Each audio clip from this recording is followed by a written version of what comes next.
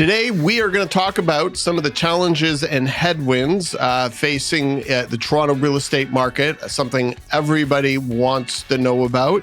And we're going to talk about interest rates, which again, seemingly is something everybody wants to talk about, where we see things in terms of where they're at now and potentially where they may be going in the future, and how that may be affecting the Toronto real estate market. Today, we have Jason Friesen, a managing partner and mortgage agent at Outline Financial, here to join us. We've had him here before on the pod, and people keep asking for him to return. So we have Jason here again today. My name is Ralph Fox, and I am the co-founder and broker of record of Fox, Marin Associates. And today we're going to have another stimulating real estate conversation. So Jason, thank you so much for joining us. Thanks for having me again, Ralph. Always a pleasure. Okay, so let's talk a little bit about the market. I know you guys, your Outline puts out some really great data and statistics about what's happening in the market. And what's really great about this information is there's always a lag with the information that's put out by the Toronto Real Estate Board, and even a further lag by the media. And then they're also very selective on what they put out. So Jason, based on what you guys are seeing, based on the data that you've put together, do you want to walk us through it a little bit? If we're looking at, even just taking the detached market and looking from March to April, there was quite a big surge of active listings from March to April. It jumped 92% in the 416 alone. Typically, active listings increases by about 22% moving from March to April. So that's like the 10-year average is about 20%. So we saw a 92% increase in active listings on detached homes from March to April. If we're looking at, condos were up about 21%, the active listings from March to April. They typically move up about 14% from March to April. So we are starting to see more active listings for sure.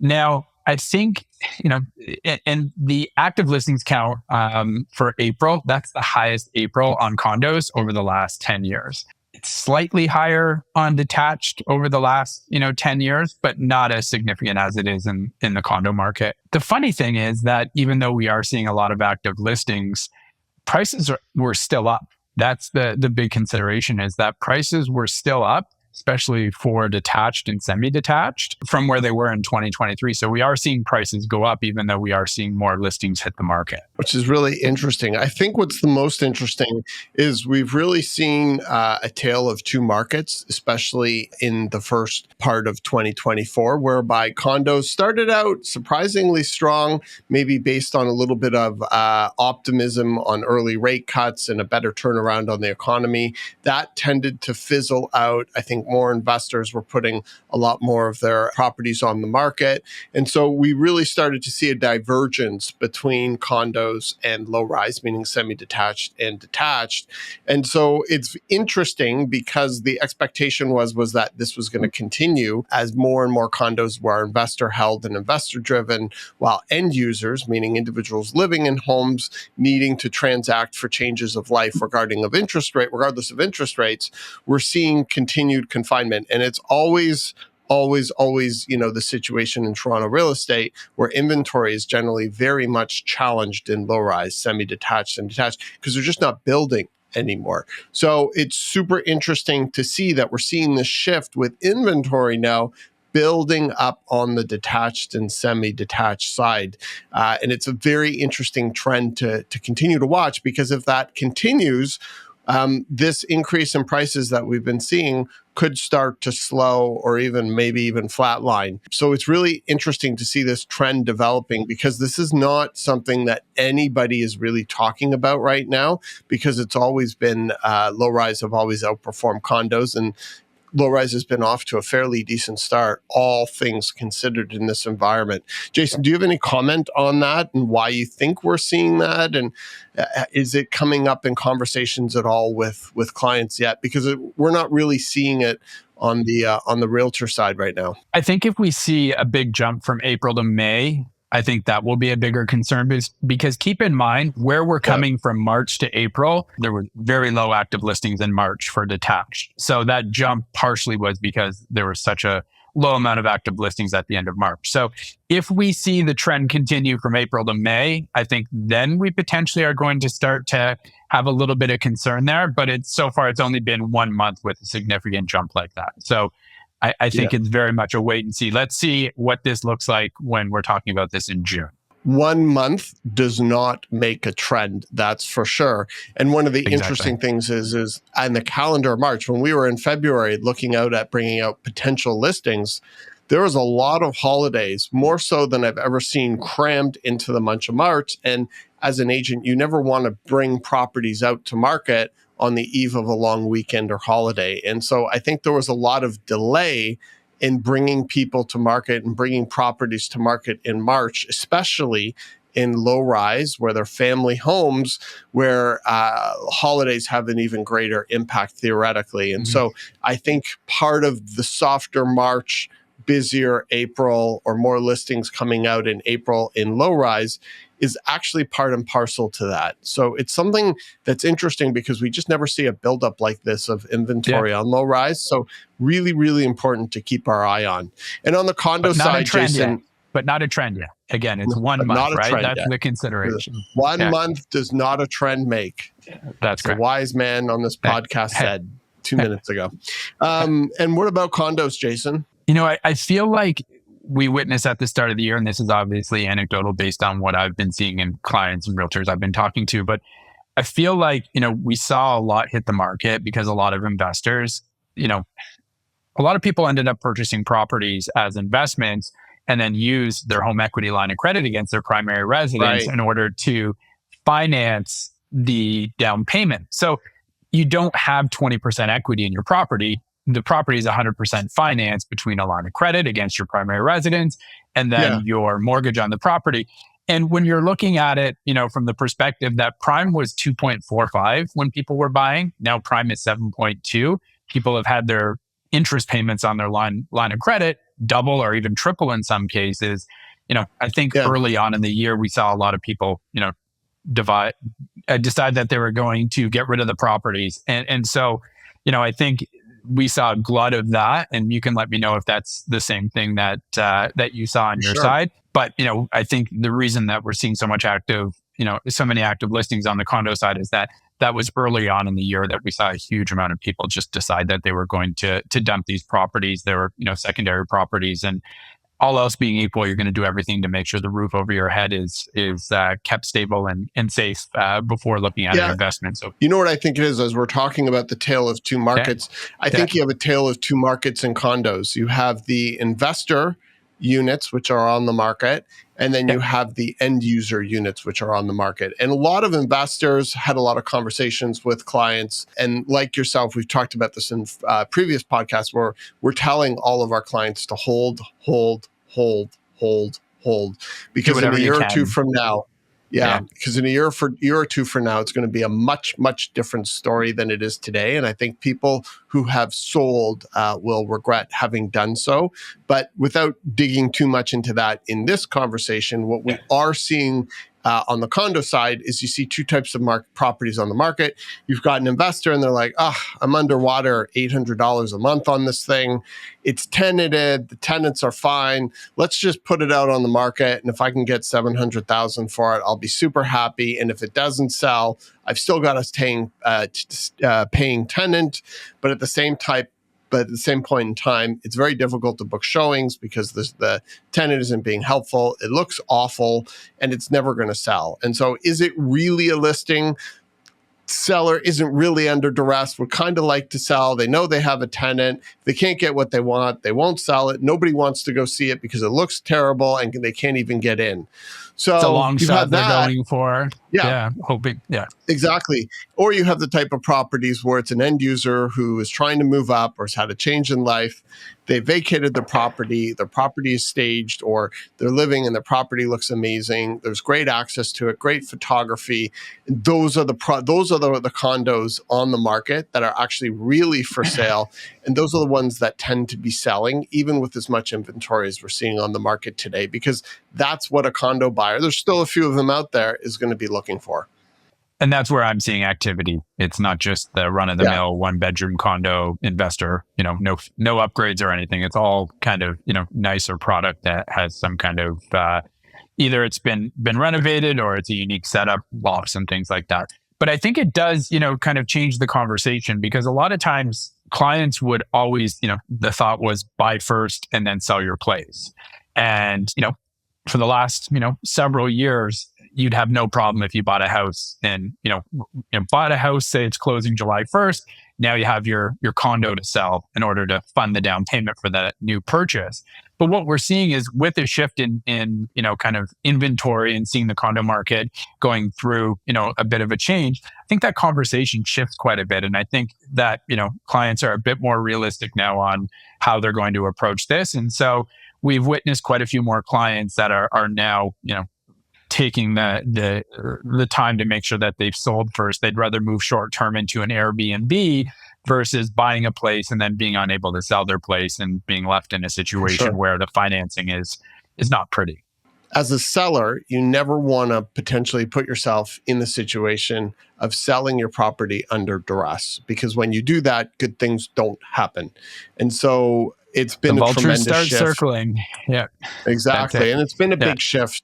yeah, This has been going on for some time, but it's a much more nuanced conversation, because really digging into finances and understanding bridge mortgages and looking at the market and looking at the sub market that you're involved in, it's far, far more of a conversation.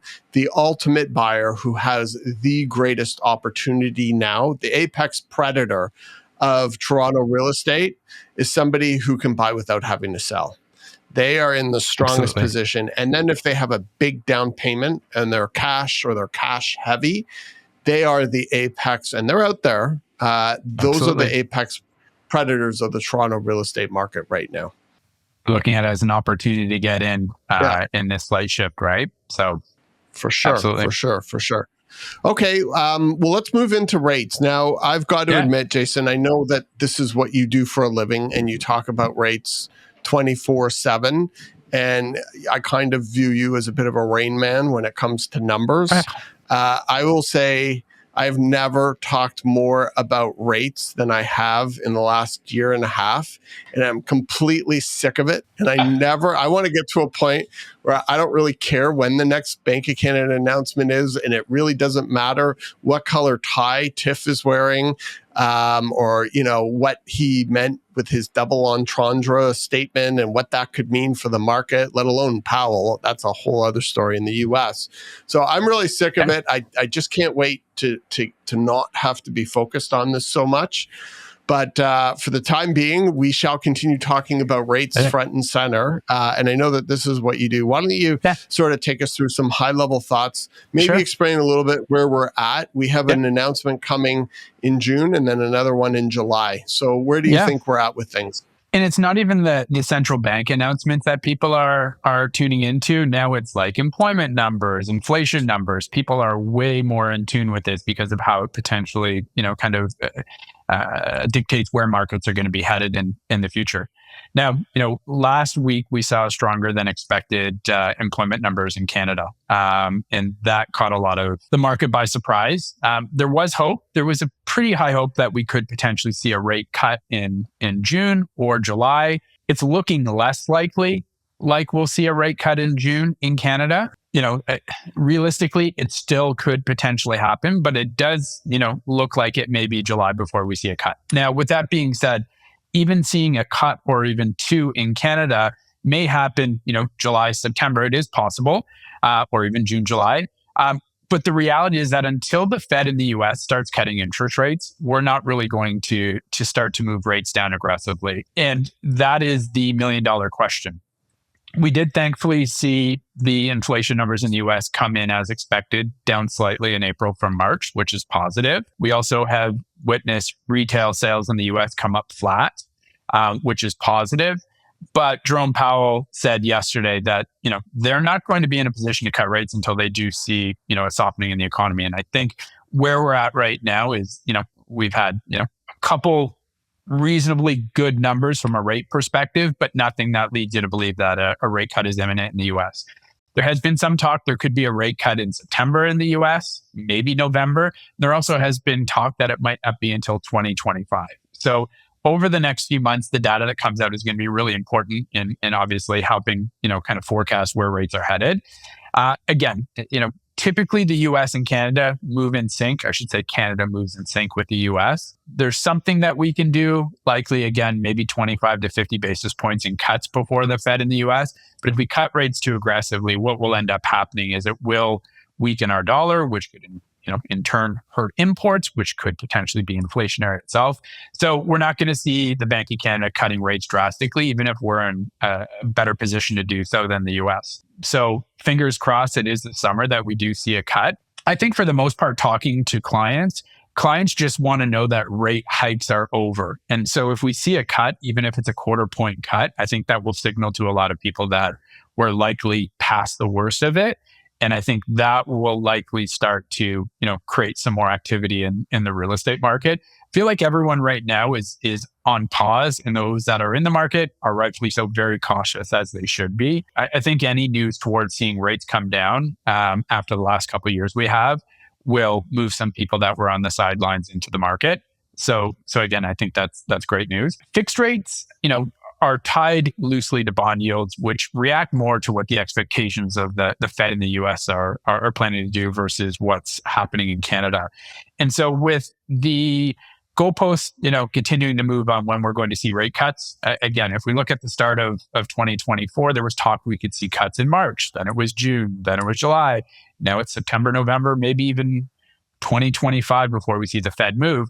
We've witnessed a little bit of upward pressure on yields and therefore fixed rates. It's, we're talking about a Bank of Canada rate cut in the near future, but there's been some upward pressure on fixed rates. So and I think it just, shows that, clients, will call me and say, I know there's a Bank of Canada announcement on June 5th, let's get a fixed rate locked in before that. And it's not necessarily directly tied to it. So we try to educate our clients and make sure they're making informed decisions and also doing things to push the decision down the road. If you're pre-approved right now, why would you say, I'm absolutely going to take a 5-year fixed or a 3-year fixed or a variable rate? Let that decision be made closer to when you actually need to make it. Having a lot of options right now, I think, is just the best place to put yourself. I was talking with Ralph the other day about there was something that was released by the Fed New York about seeing debt starting to increase and delinquency starting to increase in the US. And I think, after seeing the US economy be so resilient for the last little while, we are starting to see some cracks in it. Again, seeing retail spending flat from March to April. There were months last year where it was growing 3%. So seeing it come in flat, we are starting to see a cool down on that. So the US economy slowing down will have the biggest impact on interest rates, both fixed and variable rate, much more so than where we're at in Canada. So, following what's happening in the US, that's going to have a greater impact, in a bigger aspect than what's happening in Canada. I find it so absolutely, completely frustrating being so tied into the US economy as we are, given that we have two completely different systems. Our banking mortgages run 5 years max. Yeah. Theirs go 30 years. And so you have clients locked in at 2% for 30 years. It's just insane. They don't care. Yeah. They don't care. They'll keep spending. They'll keep consumer spending. And so it's a real issue because countries like Canada and the UK, where we're much more conservative with our lending, interest rates are much more meaningful in terms of impact. I heard Benjamin Tal, who I'm a big fan of, CIBC, and he talks about how 100 basis points in Canada, or 100 basis points in Canada is the equivalent effect of 200 basis points in the US on their economy. And so here we're at 5, which the equivalent of 10, and the Americans and the US is at 5. No wonder why things are breaking here. And if Yeah. you look at every single metric, and if you just talk to people on the street, like, people are really hurting and they're getting really, really frustrated with this amount of pressure that's being built up. It's a real challenge to try and make sense of it. And, like, you look at the data and you realize that Bank of Canada, the Fed, they misinterpreted and missed all the markers on the data, which got us into this position in the first place. Had they started raising rates slower and easier as we eased into this inflation issue, all of this could have been averted. And so I'm just so skeptical of their ability to look at the data correctly. And even, when you look at the 90,000 jobs created in Canada, and then you realize how many of those jobs were public sector, meaning working for the government, and how many were private sector, and of those private sector, how many were part-time, you start to really wonder, are these numbers as strong as what they're saying? Or you look at CPI and you're like, okay, well, it sounds like, inflation is coming under control. And then you look at it one way and you're like, well, 30% of inflation is the cost of increased borrowing and rents, which is a direct result of inflation.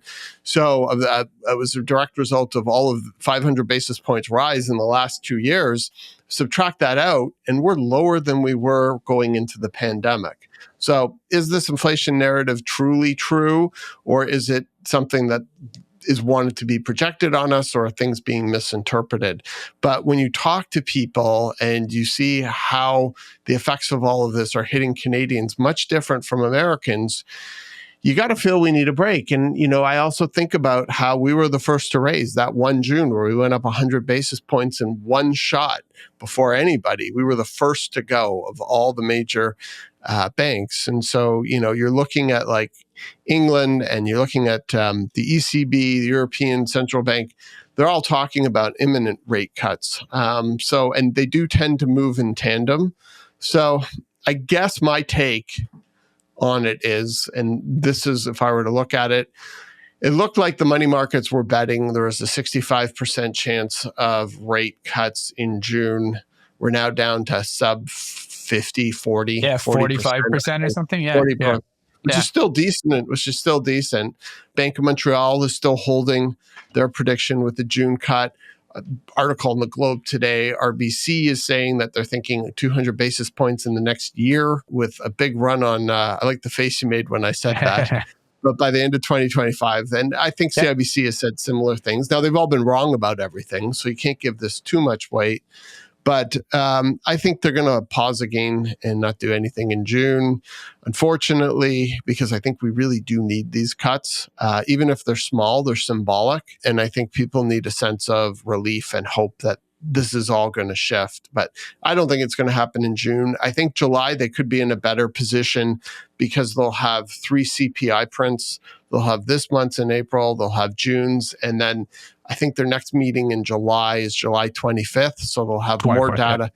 Yeah, so they'll have 3 more prints. And I don't think that, as much as I dislike the Bank of Canada and their decision-making process, I do respect the fact that, they're going to not want to reduce rates and see inflation come back up.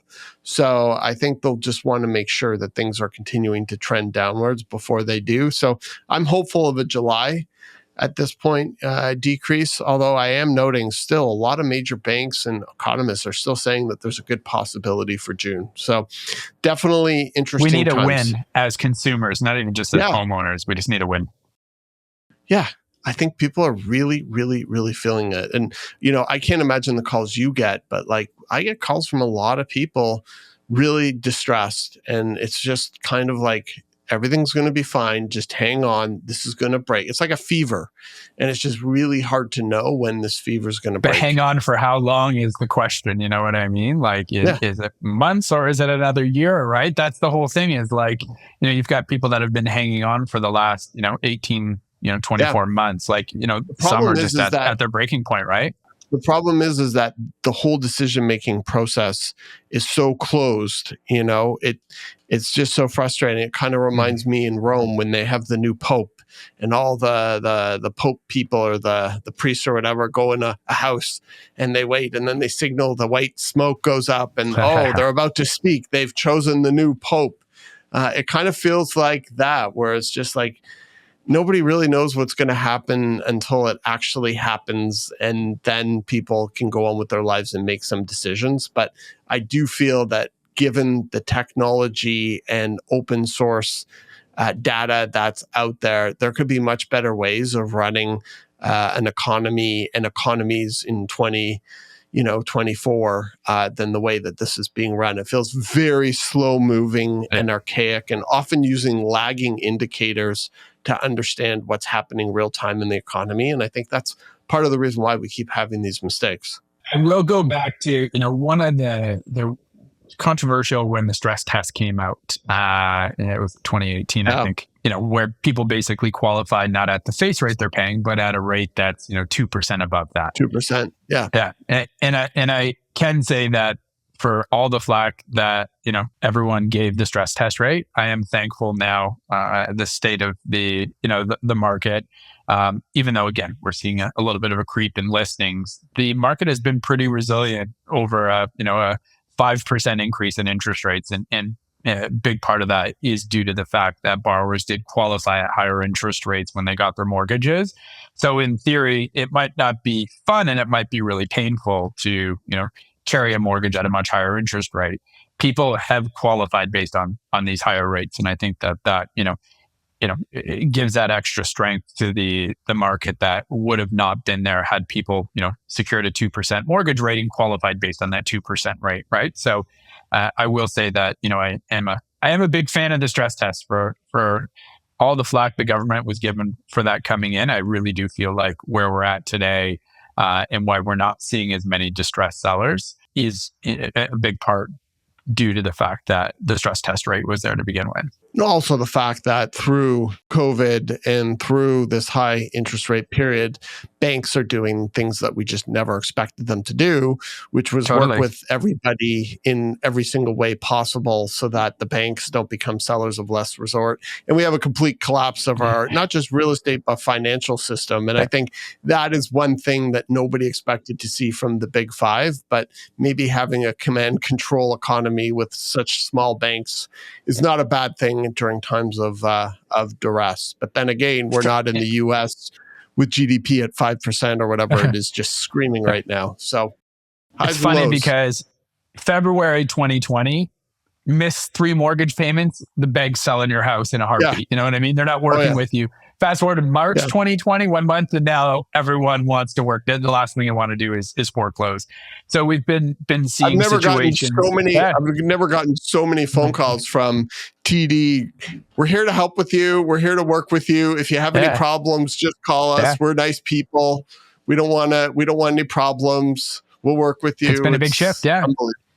Yeah, absolutely. And, they're working with clients at renewal that are struggling with payments and amortizations and adjusting them back out to, 30 years, in some cases, even 35, without the need to requalify. So you are seeing that. What we're also seeing is that, with rates being as high as they are, there are some banks when you're up for renewal where they're actually, if you qualified when you got your original mortgage through the stress test, they're qualifying you now based on the face rate. So, for example, if you have a 5% interest rate on your mortgage, they're qualifying you if you're up for renewal at that 5%. They're not qualifying you at 7%. So it's only for mortgage renewals, not for refinances, not for purchases. But for someone that's just up for renewal and wants to shop around from one lender to the next and maybe might not qualify because the stress test rate is 7%, we are seeing banks qualify you at 5%. So that has allowed a lot of clients to be able to shop around and not feel like they're stuck with their current lender because there are no other options just based on their current financial situation. Okay, awesome. And I just want to talk a little bit. We'll keep this part short, sweet, to the point. Let's talk about predictions. We're almost halfway, still a little more time to go, but we're well into 2024 at this point. By the end of the year, Jason, where do you see rates? You can give me a range. I won't go specifics on you, but what do you think? Let's say 75 basis points lower, 50 basis points lower, 75, somewhere in that range in the Bank of Canada. It's exactly what I wrote down here. And I think it's interesting because we saw those two raises last year. The market was just screaming. And then we had one in June 25, one in July, surprise June, surprise July, and that really put things on ice. And it just showed you with 50 basis points lower how the market can perform and most likely will perform. So I think 50 to 75 and the market starts to become in a very good place, more aligned with historic norms. We're getting closer to it anyways. I feel like 2025 is going to be a pretty busy year in Toronto real estate. From my perspective, I think we'll start to see the impact of lower interest rates, putting people in a better financial situation. And you'll see more people comfortable in potentially selling and upgrading or getting into a bigger place or just jumping into the market now that there's no more fear of rates increasing and actually seeing them come back down from their all-time highs. Yeah, rates. There was a point in time in April of last year where when we saw the banks, the SVB bank collapse in the US and talk that the Fed in the US could cut rates, in the summer, where I think for a lot of real estate people, it was probably the busiest point of the year for them. We had rates that were finally sub 5. And, and then obviously to your point, the wind was taken out of the sails in June with the back-to-back rate hikes that definitely shifted the market. And you witnessed like a busy June and July, but those were clients that were pre-approved in April and early May that were closing on those, trying to get in before their pre-approvals expired. So yeah, I think, once we do start to see some meaningful cuts and see fixed rates come down a little bit, the market's likely going to pick up, and anyone that was able to hang on and not sell because they needed to will be in a much better situation in 2025. Amen to that. I completely agree. Okay, well, it's always good to end on a little positivity. And the other thing that I just want people to understand who are thinking about holding on is the one part of the market that's been completely decimated is the pre-construction new build market. That is just basically just been shattered. And so it's important to understand the relevance of that because that dictates future supply. And so while we have a lot of supply still coming online for condos that were purchased in 2018, 2019, 2020, 2027, 2028, we are going to see a severe choking of inventory of new condos coming online. And as we all know, there's going to be no new houses. So if you want to understand a market, you can simplify the Toronto real estate market to supply and demand. And demand 2, 3, 4 years from now is going to be completely choked. So just hold. Very rare you'll see a real estate agent tell his clients not to sell, but that's what we're telling our people out there. So definitely lots to think about, lots to unpack. Another riveting podcast talking about boots on the ground, what we're seeing in the Toronto market. Once again, my name is Ralph Fox, and I am the broker of record and co-founder of Fox Marin. We are a boutique real estate brokerage that focuses on central and downtown Toronto. If you need any mortgage advice, please feel free to reach out to Jason Friesen. His information will be tagged down below. And if you like this content, we'd absolutely love to hear your commentary, especially if it's productive. And we would definitely ask that you subscribe or hit that like button. So thank you very much for tuning in. Take care.